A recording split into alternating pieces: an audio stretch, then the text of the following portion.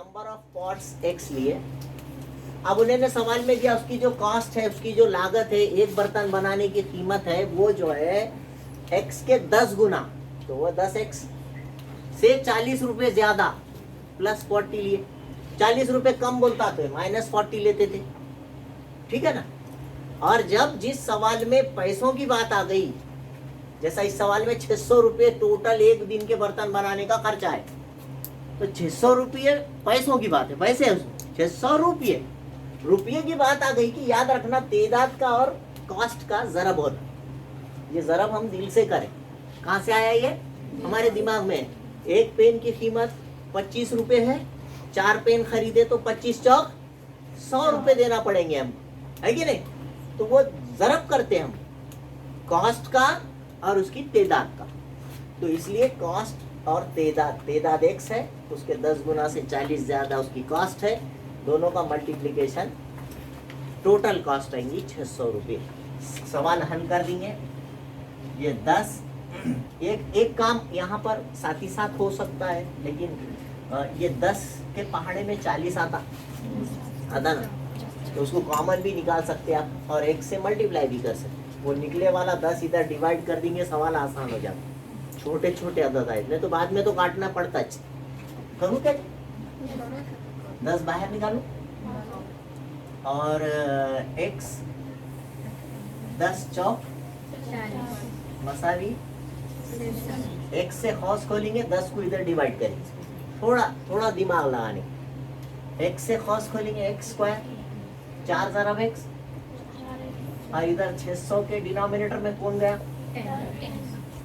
ये जो कॉमन निकाल। बोर्ड मास रूल क्या बोलता, पहले ब्रैकेट में से कॉमन निकालो। अब वो निकाल लो, जो निकलता वो निकालो, उससे सवाल आसान हो जाते। देखो कितना आसान हो गया। जहाँ 600 के अज्जा इधर भी निकालने का टाइम आ रहा था, वहाँ पे 0 0 कट गया। X square plus 4x minus 60 is equal to के बाद क्या होना है, 60 इधर ला लिए तो 60 के अज्जा निकालने के बाद 4 बचना है ना। कितने छोटे अदद हो गए, या तो 600 के अज्जा बोलना पड़ता अगर आप काटते नहीं थे। तो ये बोर्ड मास रूल का फायदा है।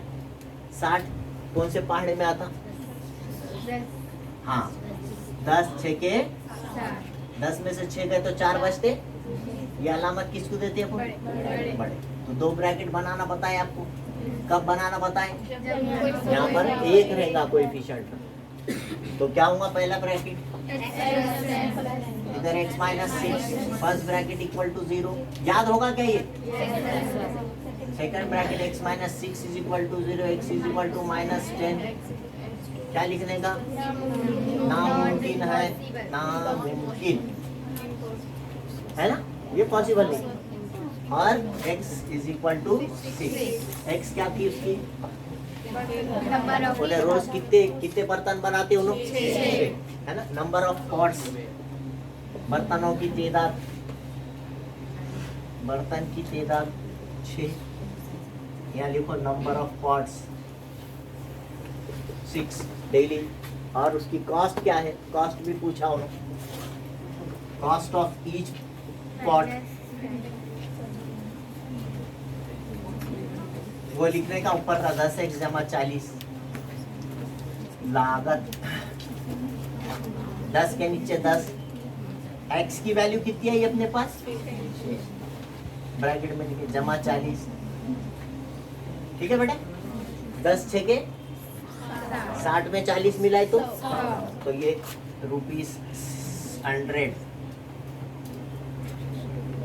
उसकी लागत, रुपये बोल के लिख सकते हैं आप, या रुपए की निशानी डाल दीजिए इस तरह से सब। तो यहाँ मैं ये चीज बताना चाह रहा हूँ कि मेन वर्ड प्रॉब्लम्स जो रहते, इबारती सवाल रहते, उसमें 3 सेंटेंस रहते, याद रखिए।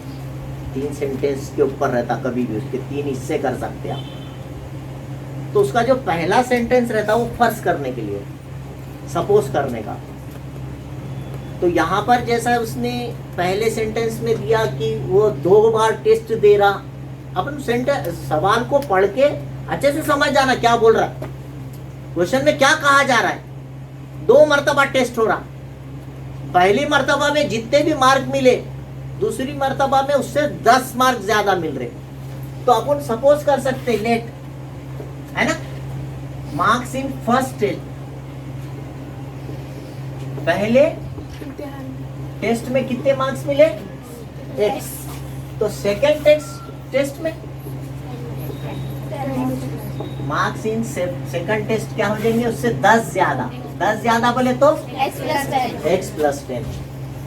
ये हो गया पहली बात। इस तरह से जब आप दूसरा जुमला देखेंगे तो वहां दूसरा सेंटेंस जो रहता वो इक्वेशन बनाने के लिए रहता।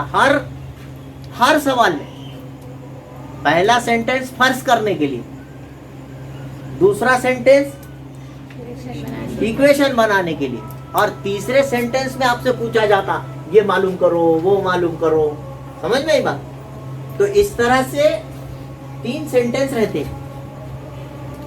यहां पर 5 टाइम्स दिया, यहां पर क्या बोला? 5 टाइम्स बोले तो 5 से ज़रब, 5 गुना, 5 से ज़रब। किसको? Second test. सेकंड टेस्ट के जो मार्क है वो 5 गुना है फर्स्ट टेस्ट के स्क्वायर के बराबर। जो फर्स्ट टेस्ट है उसके मार्क्स का स्क्वायर करो। मैं चुप लिखा ऐसा नहीं लिखना चाहिए, समझना बोल। तो जब गुना का लफ्ज आएगा, 5 गुना, 3 गुना, 5 टाइम्स, 2 टाइम्स, 3 टाइम्स, टाइम्स का जब लफ्ज आ जाता, समझ में आ रही क्या बात? वालिद की उम्र बेटे की उम्र के 3 गुना है। तो अपन ने पिछले चैप्टर में देखे थे कि समझो अपन ने जो फादर है, वालिद है, उसको एक्स लिए और जो बेटा है उसको वाई लिए। उस चैप्टर में 2 वेरिएबल थे, एक्स और वाई। एक को एक्स लिए, एक को वाई लिए। तो मैंने वहां बताया था आपको कि पहले दोनों को इक्वल लिख दो। 5 टाइम्स, 4 टाइम्स, ऐसा जब लफ्ज आता 5 गुना, 3 गुना, दोनों को इक्वल लिख दो। वालिद की उम्र यानी फादर कौन है? एक्स, उसको कुछ नहीं करना, वो बड़ा है। और दोनों को बराबर लिख के 3 गुना है तो इसको 3 से ज़रब दे दो, इक्वेशन बन जाएगी। दोनों इक्वल लिख। तो वैसे ही यहाँ पर भी क्या करना है? दोनों को इक्वल लिखना है। सेकंड टेस्ट और फर्स्ट टेस्ट को इक्वल लिखना। समझ में आ रही बात? सेकंड टेस्ट के, क्योंकि यहाँ पे एक ही वेरिएबल है, दोनों में भी एक्स है, इसलिए कंफ्यूज नहीं होना बोल के मैं ऐसा लिखा। मगर लफ्ज क्या आया? 5 टाइम्स। सेकंड टेस्ट का 5 टाइम्स, तो इधर सेकंड टेस्ट, उधर फर्स्ट टेस्ट। मसावी से पहले बाप तो मसावी के बाद बेटा। गुना, 5 गुना, 3 गुना से मसावात बनाने के लिए बोला मैं। सबसे इंपॉर्टेंट क्वेश्चन के अंदर रहती इक्वेशन फॉर्म करना। जिसको मसावात बनाने आ गई उसको मार्क मिल गए, समझ के चलना। समझ में आ रही? तो यहाँ पर जो है लफ्ज 5 गुना आया, 5 टाइम्स आया, इसलिए मैंने सेकंड टेस्ट और फर्स्ट टेस्ट को बीच में इक्वल लिखा। सेकंड टेस्ट का 5 गुना और फर्स्ट टेस्ट का स्क्वायर। ठीक है? अब ये 5 के नीचे 5। सेकंड टेस्ट को क्या सपोज करें? x plus 10। यहाँ स्क्वायर है क्या? फर्स्ट टेस्ट का क्या है? x square. अब ये 5 से कौस खोल दो, 5 ज़रब x, 5 दा है मसावी। इससे पहले आपको बताए अरे कितना आगे फास्ट चल जाते, देख रहे आप। तो ये यहाँ जो मामला रहता, मसावात कैसा बनाना, इक्वेशन कैसा फॉर्म करना, ये आपके जहन में रहना। वर्ड प्रॉब्लम के अंदर कैसा सपोज कर रहे पहला हिस्सा, मसावात कैसा बना रहे ये दूसरा हिस्सा। उसके बाद आप फास्ट जाते। आपको क्या बताए कि जब भी एक्स स्क्वायर इधर है तो ये दोनों को उठा के उधर लेके जाओ, इधर 0 करो। याद है?